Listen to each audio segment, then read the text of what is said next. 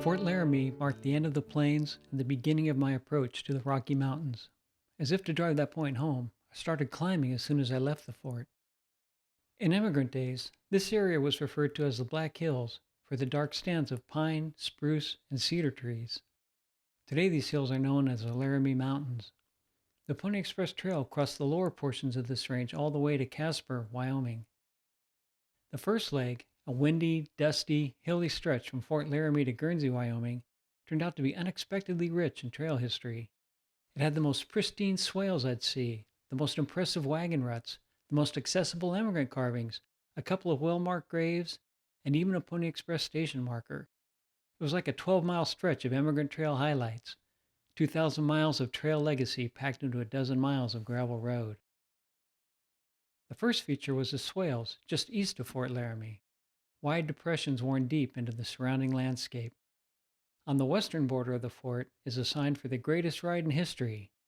If you look past the sign, you'll see white OCTA trail markers leading into the hills.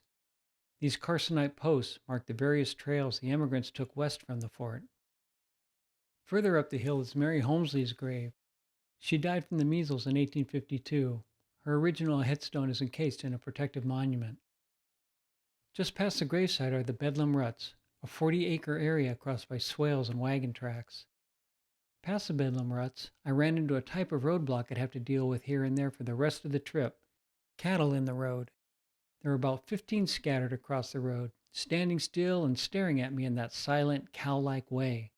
I dismounted the bike and walked toward them. Happily, as I came closer, they dispersed. It's interesting to note that the oxen that pulled the overlanders' wagons were similar to the cattle staring me down. According to Dixon Ford, a lifelong ox trainer and drover, they could be found on any farm. What made them oxen was that they were educated cattle, trained to understand commands and to pull under yoke. Safely through the cattle gauntlet, I passed the steep descent known as Mexican Hill, one of the emigrant routes through the area. A short time later, I came to Register Cliff. Overlanders seemed to scratch or paint their names on anything along the trail that didn't move. There are over 700 visible names carved into this limestone ledge. The oldest dated back to the 18th century. The newest were less than 20 years old. Register Cliff borders a river flat known as Sand Point, the site of the Center Star Pony Express station. From there I rode to the Guernsey ruts. If you've ever seen any pictures of wagon ruts along the Oregon Trail, chances are they were these. Impassable terrain next to the North Platte River forced overlanders to climb over an 80-foot-high limestone bluff. Many followed the same narrow path, and over the years wore a 5-foot-deep trench into the soft rock. Nearby is a marker for the gravesite of Lucindy Rollins, who died on the trail in 1849. All in all, it wasn't a bad day of sightseeing on the Pony Express Trail.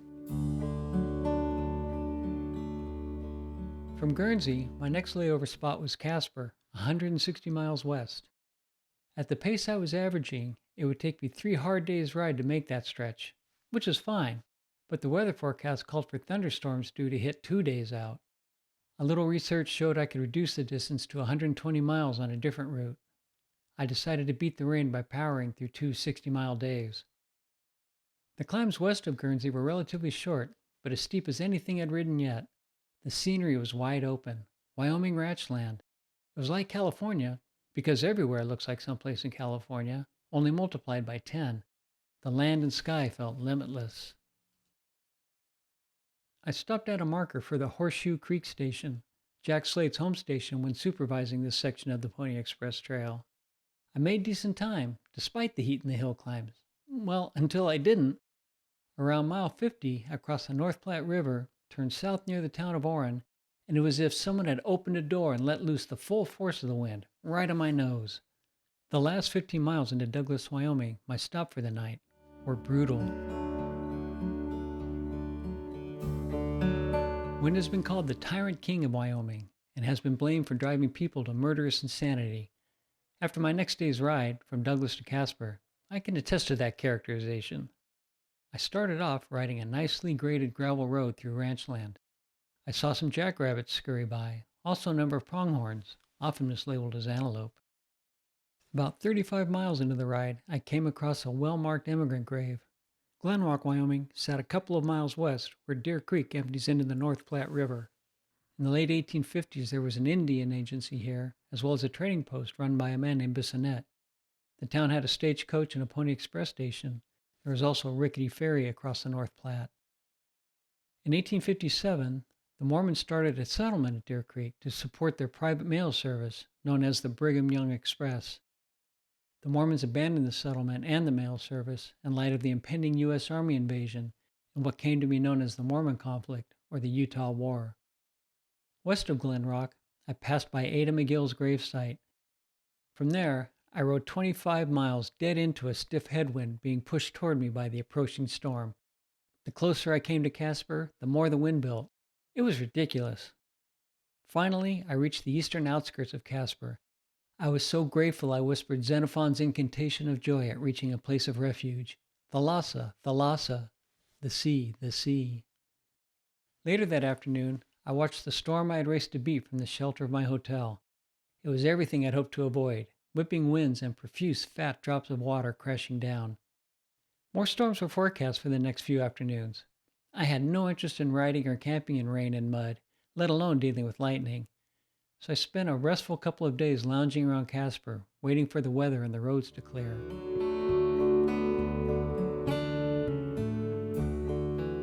In immigrant times, this area was known as the Last Crossing. Not far past Casper, the North Platte River bends from northwest to southwest, away from South Pass, so overlanders who had been traveling up the south bank of the North Platte River had to cross in order to continue west. As a result, there were a number of ferries and bridges between present-day Glen Rock and Casper. On the way into town, I had passed the site of Rishaw's Bridge, built in the early 1850s by John Rishaw, a mangled pronunciation of the French Richard, and some partners. The Mormons started a ferry in 1847 near where downtown Casper sits today.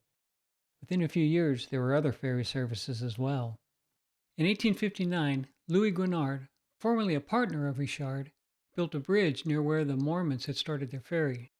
Guenard also built a trading post, which the Pony Express used as a relay station. In 1862, the U.S. Army established a post at the bridge. Lieutenant Casper Collins, son of the commanding officer, was killed in 1865 during the Battle of Platte Bridge Station, a clash between the U.S. Army and Cheyenne, Lakota, and Arapaho warriors. The post was renamed Fort Casper in his honor. The Fort Casper Museum now sits on the spot of the old Army post. There are reconstructed fort buildings, as well as replicas of the Mormon Ferry and Guenard's Bridge. When Fort Casper was rebuilt in the 1930s, the drafters of the interpretive signs misidentified locations and dates. Fort Casper Museum later corrected these misstatements. The museum even went a step further, using the opportunity to amend the prior historians' incorrect and derogatory depictions of local Native Americans. Casper also has a National Historic Trails Interpretive Center. The center is packed with information about the trail system and its history. I went there every day to check out the exhibits and to watch the thunderstorms come in from the west, trying to gauge when it would be safe to continue my journey. By the time I made Casper, I had ridden roughly 2/3 of the route between St. Joseph and Salt Lake City. I had around 900 miles behind me and 500 or so miles to go. The sagebrush steppes of Wyoming were out there waiting, and I'd ride them soon enough. In the meantime, it felt nice to relax and to watch the storms carry on outside while staying warm and dry indoors.